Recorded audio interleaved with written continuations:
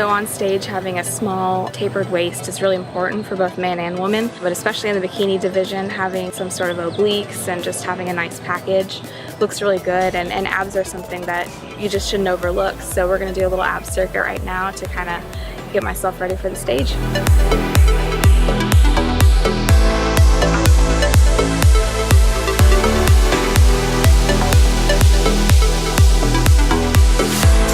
So when I'm doing abs, I like to kind of exhaust my abs, you know, really push them. So I do a lot of high repetition ab work, and I'll try to do like circuits, and I'll do it 3 or 4 times through after a workout usually.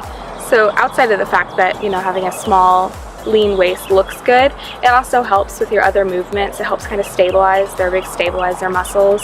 They just help make the overall package look good, and they'll help with your other, especially compound movements like squats, stuff like that.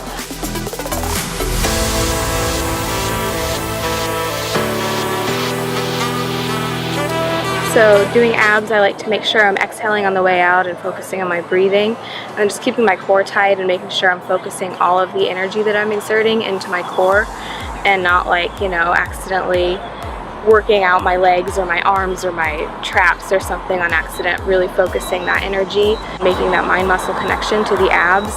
Things especially like a plank, focusing that on the abs really helps make it a great core exercise.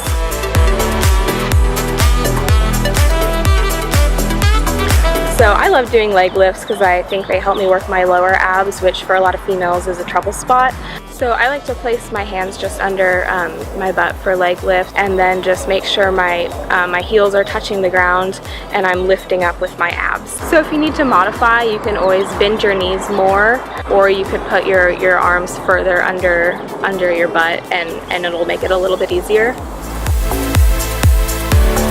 So Russian twists are great for your obliques. I think having a good set of obliques for bikini is really powerful because it helps the torso look elongated and look really feminine almost. Touching the elbows to the ground, that'll make it really hard, or if you want to touch all the way to the ground, that'll make it a little difficult. So I usually think of this as one, so side to side is one, and you know, I'll do as many as 50 of those depending on if I have weight. You know, weight can maybe do 25 reps versus just body weight. You could go up to 50, do 3 or 4 sets of those.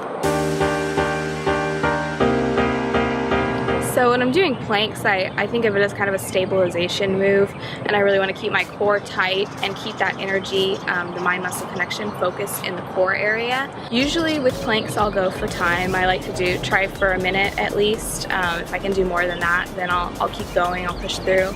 But you know, a minute, 3 or 4 sets of those, that's a good way to kind of stabilize the abs. So for the toe touches, you just want to keep your legs stable in the air and get as high as you can.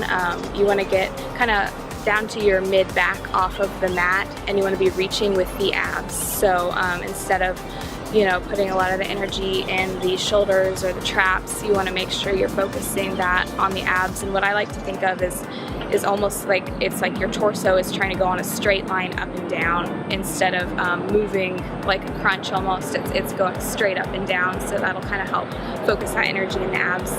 So a good way to start on this circuit would be to just start with 10 reps of each of those moves and do maybe 30 seconds on the plank, and then doing it 4 times over. And the stronger and stronger your abs get, the more reps you can add. So you could start at 10 and make your way up to 20, you know, maybe try for 2 months. In 2 months' time, you want to get to 20 reps.